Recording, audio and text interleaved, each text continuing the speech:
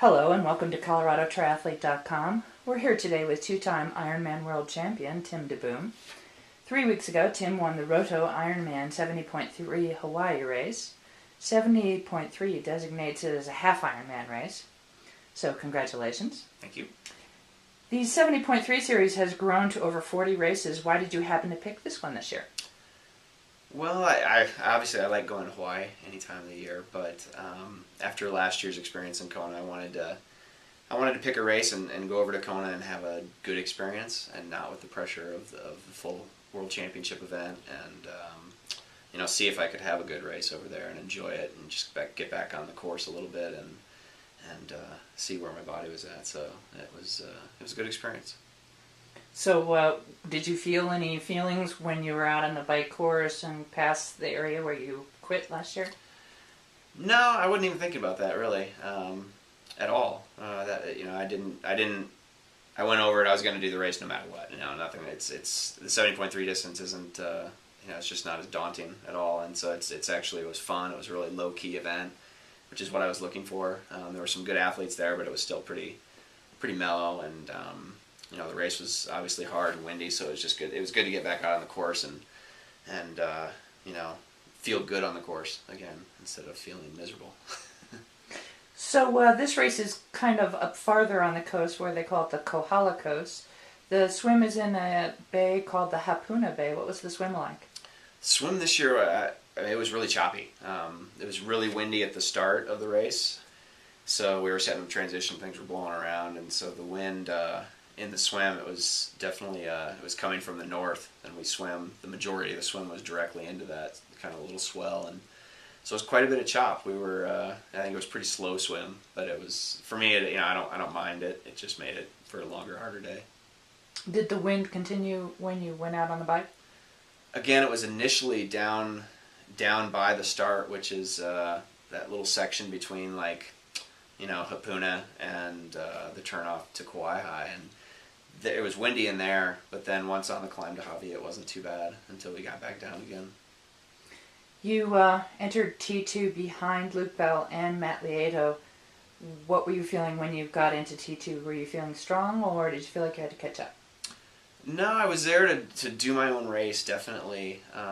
So I knew I wasn't that far back. I didn't know where Luke was. I knew Matt Lieto was just up ahead, and I didn't know that they were actually together. So when they said I was just a minute and a half down, I was fine. I got off. I wanted to start the run the way I would start it anyway, no matter what. I wanted to hold back and just relax into it and kind of build. I knew the heat in Hawaii can be devastating if you start too fast, and the older I get, the less speed I have coming out of a transition like that. So it played well, and it was on grass. The first couple miles was on grass, and there were numerous grass sections on the golf courses throughout there. So it was nice. It was made it easy to hold back a little bit and go slower. Was it harder or easier to run on grass? I think it's harder. I mean, it definitely takes more energy to run on grass. There's not as much return as you get on pavement. So. But for me, it's a benefit. I think it slows the pace a little bit, and it just makes it a little longer run, so strength becomes more of an issue, which for me is an advantage. One of the athletes that you've coached for several years now, Ed McDevitt, finished 14th in the race. How does it feel to have somebody that you coach do very well? It's really good. I think I've seen Ed progress since I've started working with him now, and he continues to get better every year. And the key for me there, it just proves that what I do myself works, and so to see it applied to someone else and know that it works for them as well means that I know what I'm doing, and so I gotta stick to my own plan, and that it should work for me as well. So will you be racing the World Championships in Kona this year? I am. That's the plan. It was going to the Honu race was kind of a little test to see where I was. If I was gonna go over there and be able to have some fun and relax, and I was, and so yeah, I'm gonna go back to Kona again and give it another shot in October. Your finish time at Honu was only a minute and 10 seconds slower than Craig Alexander's winning finish time there last year, and faster than Chris McCormick's time there the year before.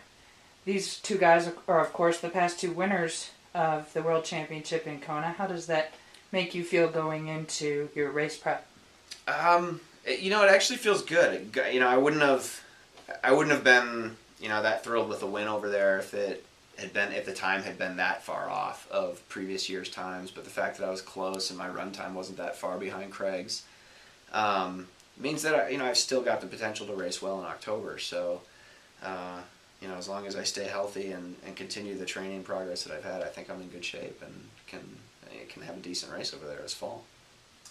This will be, if I'm counting right, your 15th start in Kona. Other than your competitive drive to race the World Championship, what draws you back to such a hot, hard, unforgiving race? Well, gosh, I don't know if I'd still be doing it if I hadn't won. But you get that feeling of being over there and what it can feel like to win and have success there. And when you still believe your body can do that, I think it's hard to turn your back on that potential. I mean, I definitely want to have a feeling of a good race over there. A few years ago, I think, or 2 years ago, I was set fourth, and I had a bad race. I knew it. There were tons of things that went wrong in the build-up and in the race itself, and so I know I can have a better result than that. I feel better than that this year. What are your race plans between now and then? I've got the Boulder Peak in a week this week, and then I'm heading up to the mountains here in Colorado to do a mountain bike race and a running race, trail running race, some of that fun stuff, and some training up high, and then I'll be back down in time for the 54th or 70.3 Boulder in the beginning of August, and then got a little more mountain bike racing, and that'll be about it before the prep for Kona. All right, thanks very much. Thank you.